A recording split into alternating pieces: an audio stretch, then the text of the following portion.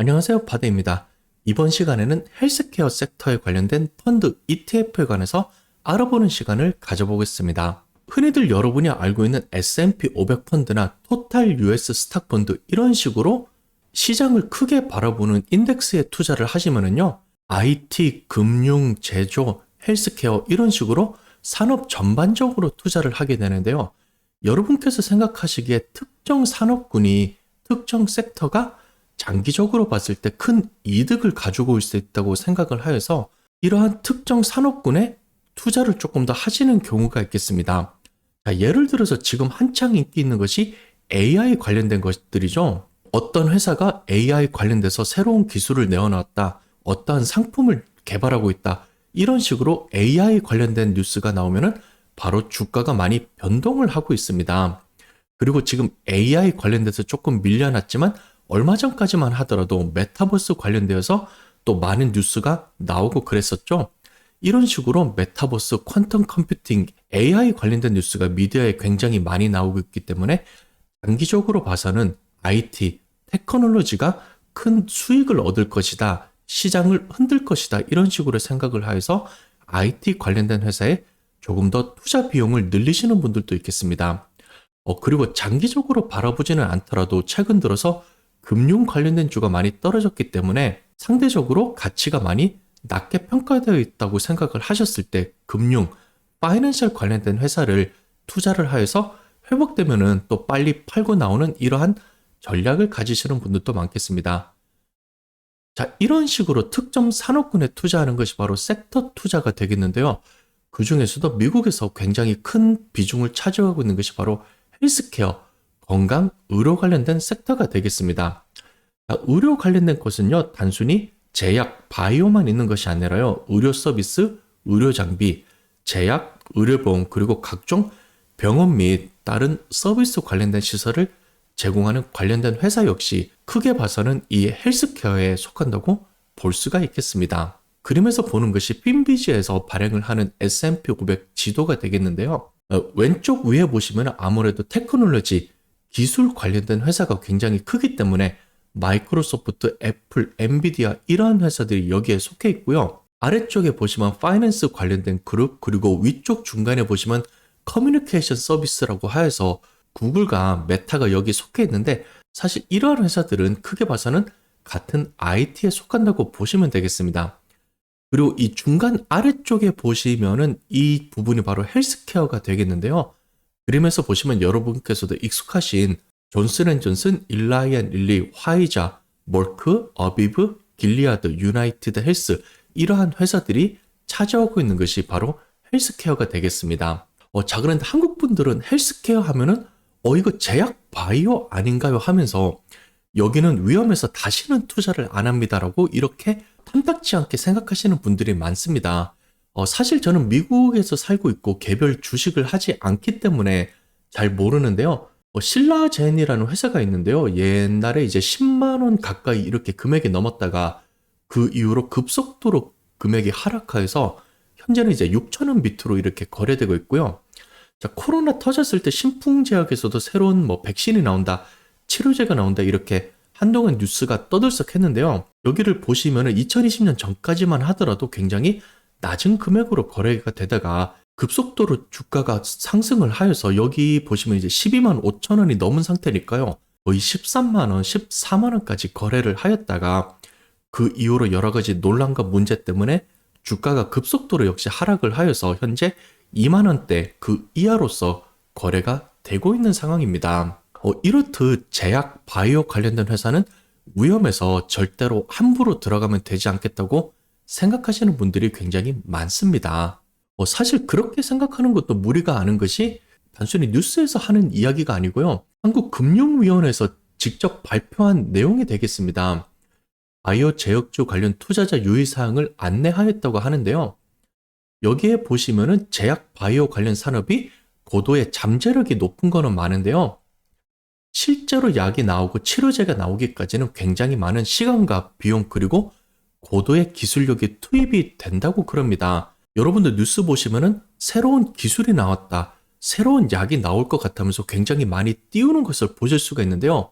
뉴스에 따르면 벌써 암도 해결되고 당뇨도 해결되고 비만도 해결될 것으로 보이는데요. 잠깐 이렇게 반짝 뉴스가 떴다가 그 이후로는 실제로 약이 나오거나 치료제가 나오는 것은 정말 손에 꼽을 정도로 굉장히 적습니다. 따라서 신약이 나올 때까지는 안정성 논란이 있고 기술 이전 계약 체결 해지 그리고 임상 실패에 따른 것도 있다고 그럽니다. 단순히 1차 성공했다고 해서 그 약이 시중에 나오는 것이 아니고요. 그 이후로도 계속해서 실험을 해야 되니까요.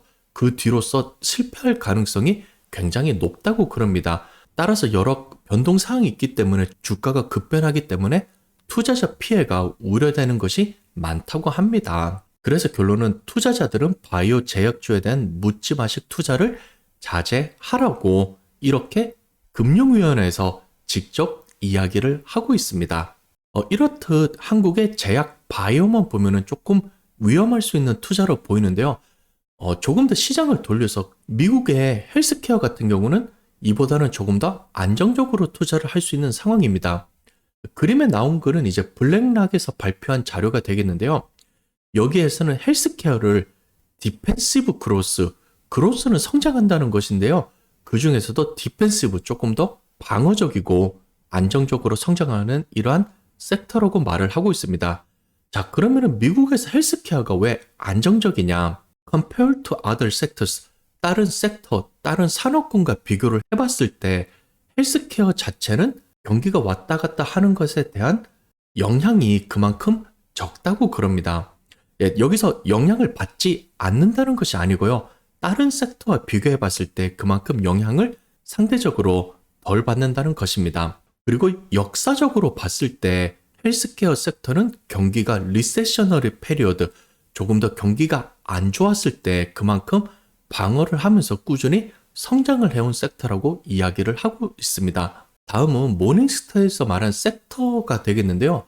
여기에서도 역시 헬스케어를 디펜시브 섹터, 조금 더 방어적인 이러한 산업군으로 이야기를 하고 있습니다. 자, 여기에 보시면은 컨슈머 디펜시브라고 나오는데요. 경기가 좋든 나쁘든 필수적으로 사야 되는 필수 소비재 등이 있습니다. 음식, 음료수, 담배, 그리고 집에서 쓰는 이러한 물건들을 파는 회사가 여기에 들어가고요. 그리고 헬스케어 역시 디펜시브 섹터로 들어가 있습니다. 경기가 나쁠 때는 조금 더 사치품을 안 쓰거나 여행을 줄인다고는 하더라도 치료는 반드시 해야 되는 것이잖아요. 이렇듯 헬스케어는 경기에 영향을 덜 받기 때문에 역시 디펜시브, 방어적인 산업군으로 이렇게 포함이 되어 있습니다. 헬스케어 섹터가 어떻게 방어적으로 작용을 하는지 2020년부터 2022년까지의 10K 그로스 차트를 이용해서 한번 보도록 하겠습니다. 파란색이 미국의 시장을 대표하는 S&P 500 인덱스를 쫓아가는 뱅가드의 S&P 500 ETF VOO가 되겠고요. 빨간색이 역시 뱅가드의 대표적인 헬스케어 ETF인 VHT가 되겠습니다. 2020년에 코로나가 터지고 나서 경기가 급속도로 다이브를 할 때요. S&P 500을 쫓아가는 VOO 같은 경우는 마이너스 20% 정도 이렇게 다운을 하였는데요. 헬스케어 섹터 같은 경우는 이때 거의 반 정도인 마이너스 10% 정도밖에 다운을 하였습니다. 그리고 정부가 돈을 풀기 시작하면서부터 회사의 주가가 급속도로 올라가기 시작하였는데요. 그래프 자체로만 보시면은 헬스케어 섹터가 조금 더 올라가 있지만 실제로 올라가는 그 그래프 자체는 조금 더 천천히 올라가는 것을 보실 수가 있습니다. 그리고 2022년 말에 피크를 쳤을 때는요, VO보다 오히려 아래쪽에 위치하는데요. 그 이후로 미국의 연준이 금리를 올리기 시작하면서부터 다시 경기가 안 좋아지기 시작했는데요. 역시 2020년대와 마찬가지로 떨어질 때도 헬스케어 섹터 같은 경우는 그 떨어지는 폭이 조금 더 적은 것을 알 수가 있습니다. 따라서 이 2년 동안의 움직임을 보시면은요, 헬스케어 같은 경우에 조금 더 덜 떨어지고 덜 올라감으로써 조금 더 그 그래프 자체가 안정적으로 움직이는 것을 보실 수가 있겠습니다. 조금 더 기간을 늘려서 2010년부터 2022년까지 역시 S&P를 쫓아가는 VO와 헬스케어 인덱스를 쫓아가는 VHT를 비교를 하면은요, 이때 같은 경우는 헬스케어가 계속 꾸준히 빠른 속도로 성장을 하여서 오히려 VO보다도 거의 80% 가까이 넘는 더 좋은 수익률을 차지하고 있는 것을 보실 수가 있겠습니다. 자, 그러면 헬스케어를 쫓아가는 펀드 ETF는 어떤 것이 있는지 제가 뱅가드에서 두 가지만 뽑아서 소개시켜 드리도록 하겠습니다. 이미 만들어져 있는 지수 인덱스를 쫓아가는 인덱스 펀드 하나와 그리고 펀드 매니저가 직접 운영을 하는 액티브 펀드, 이렇게 두 가지를 소개시켜 드리도록 하겠습니다. 첫 번째 소개시켜 드릴 것은 뱅가드 헬스케어 ETF VHT가 되겠는데요. 주식시장에서 쉽게 거래할 수 있는 ETF를 원하시는 분은 VHT를 보시면 되겠고요. 401k, 403b 등을 하여서 ETF를 고르실 수 없는 분은 뮤추얼 펀드가 가능하시면 VHCIX 뮤추얼 펀드를 보시면 되겠습니다. 특정 헬스케어 섹터를 따라가기 때문에 익스펜스 레이시오, 펀드 매니저와 펀드 회사로 들어가는 비용은 0.1%로 여러분들이 흔히 알고 있는 S&P 500 뮤추얼 펀드 이런 것들보다는 조금 더 가격이 높은 이러한 익스펜스 레이시오를 가지고 있습니다. 이러한 S&P 500 인덱스 펀드는 0.03, 0.04 이런 식으로 굉장히 낮은 익스펜스 레이시오를 가지고 있기 때문에 언뜻 보시면 30배, 20배 가까이 비싸다고 보이실 수가 있는데요. 실제로 0.1%라고 하면은요, 1년에 $10,000를 투자를 하였을 때 펀드 매니저에게 $10가 빠지는 셈입니다. 한 달에 채 $1도 안 되는 것인데요. 언뜻 보시면 펀드 보수가 굉장히 비싸다고 생각하실 수가 있지만 실제로는 0.1%는 굉장히 큰 비용은 아니다는 것을 염두에 두시면 되겠습니다. VHT의 최근 10년 수익률을 보겠습니다. 2013년에 $10,000를 투자를 하였으면요, 그동안 꾸준히 성장을 하여서 플러스 251%의 수익률을 나오게 되어서요, 2022년 말에는 $10,000가 35,193달러로 늘어나게 됩니다. 참고로 VOO와 비교했을 때는요, VOO는 최근 10년간 223%를 기록하였기 때문에요, 오히려 S&P 500 펀드보다도 30% 가까이 더 좋은 수익률을 보인 것이 바로 VHT ETF가 되겠습니다. 자, 그러면 VHT에는 어떠한 주식이 포함되어 있을까요? 탑10 홀딩 가장 큰 10개의 회사를 보면은요, 유나이티드 헬스그룹이 8%, 존슨앤존스 7.38%, 일라이앤 릴리 4.78%, 멀크앤코 4.68%, 알비브 4.49%로 이러한 회사들이 상위를 차지하고 있습니다. 인덱스를 쫓아가기 때문에 총 400여 개의 헬스케어 관련된 주식으로 구성이 되어 있습니다. 여기서 따라가는 인덱스는 MSCI에서 발행한 US 헬스케어 인덱스가 되겠고요. 여기 그램에서 보시는 10개의 회사가 총 46%를 차지하고 있다고 보시면 되겠습니다. 자, 방금 소개시켜드린 VHT가 바로 인덱스를 쫓아가는 헬스케어 펀드가 되겠고요. 자, 다음은 뱅가드의 대표적인 헬스케어 펀드 VGHAX가 되겠습니다. 그리고 이 펀드는 제가 몇 년 전에도 소개시켜드린 적인 펀드가 되겠는데요. 자, 이 펀드 같은 경우는 인덱스를 쫓아가는 것이 아니라 펀드 매니저가 직접 리서치를 하여서 주식을 사고 팔고 하는 액티브 펀드가 되겠습니다. 액티브 펀드이기 때문에 펀드 매니저가 직접 운영하기 때문에 조금 더 가격이 비싼데요. 익스펜시브 레이시오는 0.25%가 되겠습니다. 1년에 $10,000를 이 펀드에 투자를 하였으면요, 총 $25가 펀드 매니저에게 간다고 보시면 되겠습니다. 뱅가드 헬스케어 뮤추얼 펀드 같은 경우에는 ETF 버전이 따로 없는데요. 대신 펀드 버전이 두 개가 있습니다. 첫 번째는 어드머럴 쉐어라고 하여서 $50,000를 투자하면 가질 수 있는 펀드가 되겠는데요.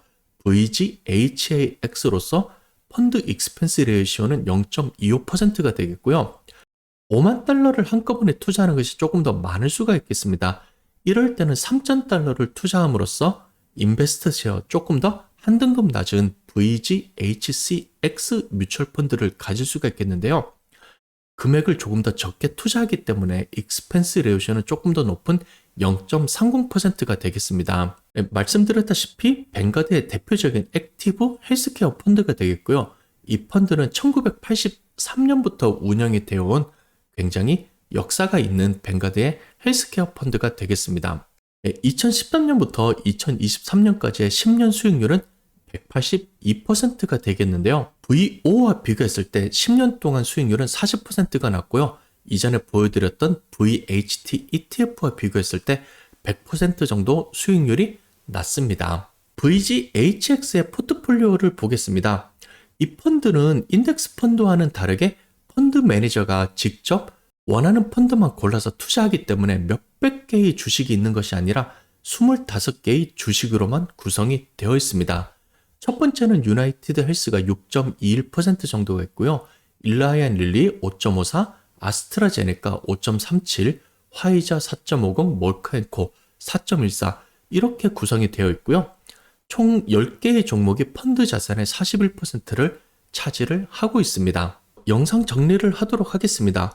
헬스케어 섹터가 경기에 영향을 덜 받는 디펜시브, 방어적인 이러한 섹터이기는 하지만요. 여전히 헬스케어라는 한 분야에 집중적으로 투자를 하고 있기 때문에 위험성, 리스크가 존재는 합니다. 따라서 헬스케어에만 한꺼번에 몰빵을 하기보다는요. S&P 500 혹은 토탈 스탁 위주로 구성을 하시고 여러분께서 생각을 하시기에 헬스케어가 전망이 좋다. 헬스케어가 내 포트폴리오에 도움이 되겠다고 생각을 하시면요. 여기에 추가를 하여서 헬스케어 펀드 혹은 ETF를 조금씩 추가를 해 나가는 것이 오히려 더 좋은 방향 같습니다.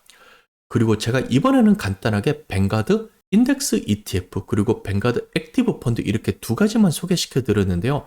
이외에 다른 회사에서도 다양한 헬스케어 관련된 펀드와 ETF를 제공하고 있으니까요.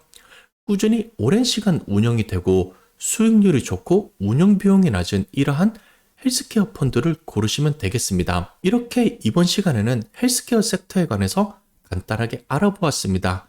영상이 도움이 되었기를 바라겠고요. 또 다음 시간에 새로운 정보로 여러분께 인사드리겠습니다. 시청해주셔서 감사합니다.